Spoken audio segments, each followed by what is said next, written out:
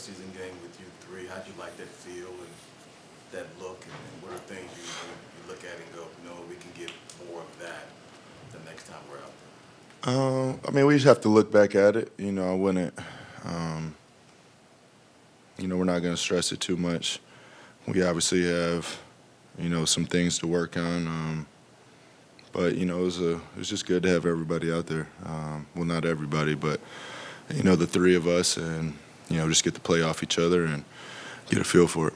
How much of you not shooting early was to get Brad going, or how much of it was just you reading the game? Yeah, just reading the game. I mean, obviously I knew after the first quarter I didn't have a shot attempt, but we're getting good looks. And we have players on the court that can score the ball at a very high level. So just reading the game, take what the defense gives us.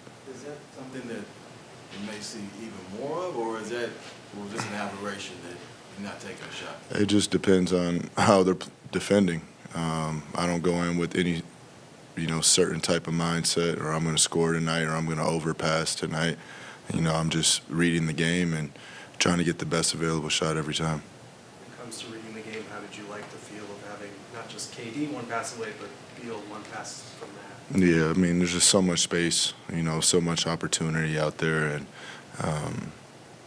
I think this is step one for us, all getting out there, and we learn from this and we keep moving forward. What kind of another aspect of that, Nurk was talking about playing with a little more pace, and what are you looking for when you're setting things up? Let's go versus let's kind of settle into something. What are you kind of watching for?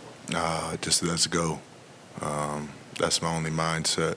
Whenever we get the outlet, whoever it is, the other four take off sprinting, and don't just sprint to get down the court. Sprint and turn your head and look for the ball, and try to get easy opportunities. We miss Grayson tonight. That he's really good at that. EG also. So I think we'll be in pretty good shape.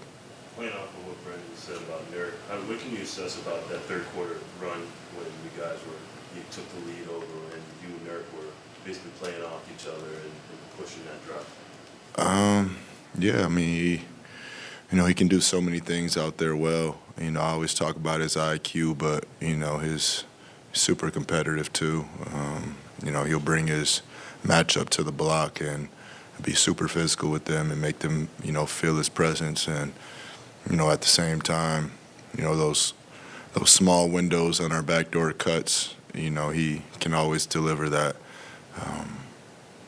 So I can play read and react with him, and we're on the same page in that regard. Look, how do you kind of view the team's defense right now during the stretch? It seemed like a lot of those threes were created off of penetration.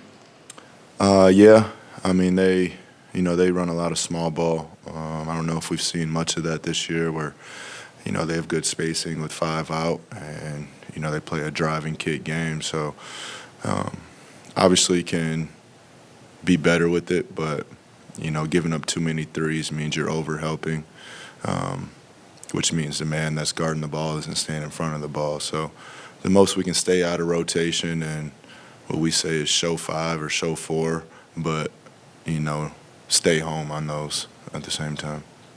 You mentioned how important Cam and Mikal were to you and what you guys have built here. How was it, seeing the reception they got and competing with them as well? I mean, it just felt like practice, honestly.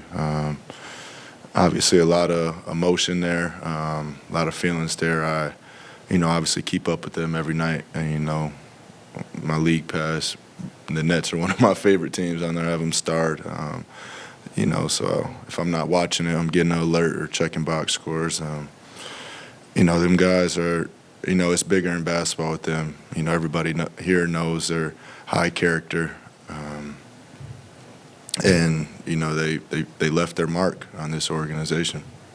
Kevin was asked about building continuity and cohesion, like when it comes, he said basketball is an unpredictable sport. You just don't know when it's going to click. Is that your experience too over the years, and just it comes at certain times?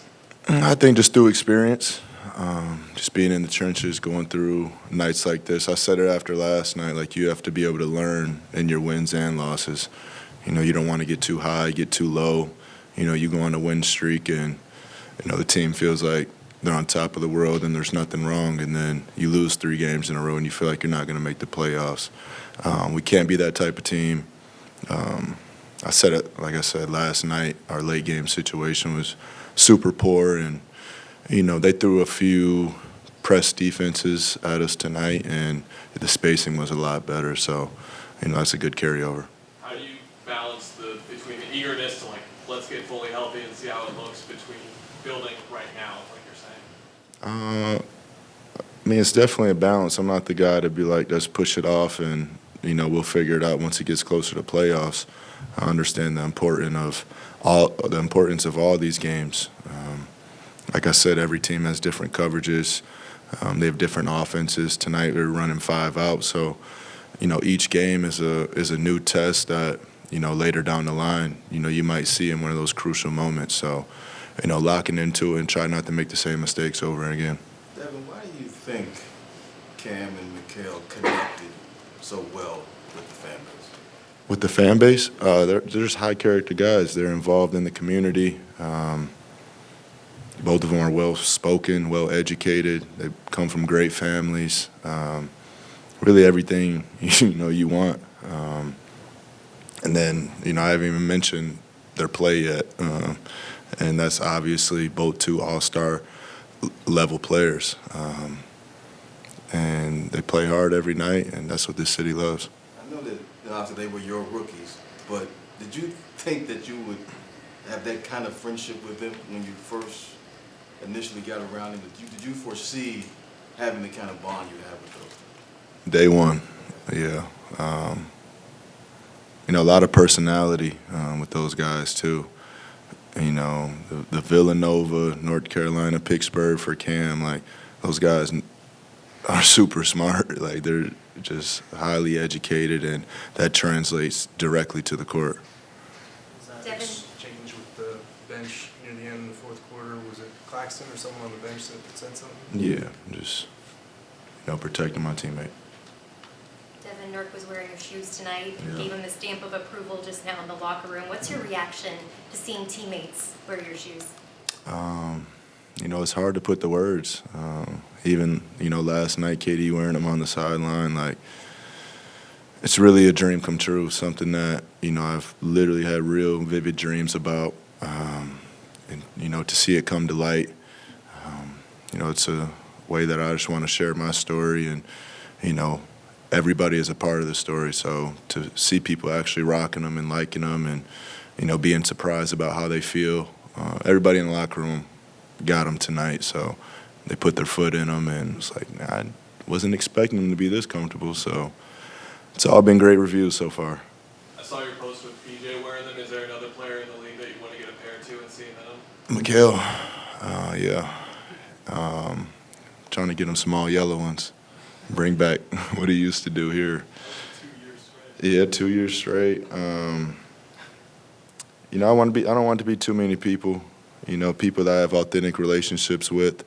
But at the same time, you want it to be able to appeal to masses, and you want everybody in it. Thanks, buddy. Thank you.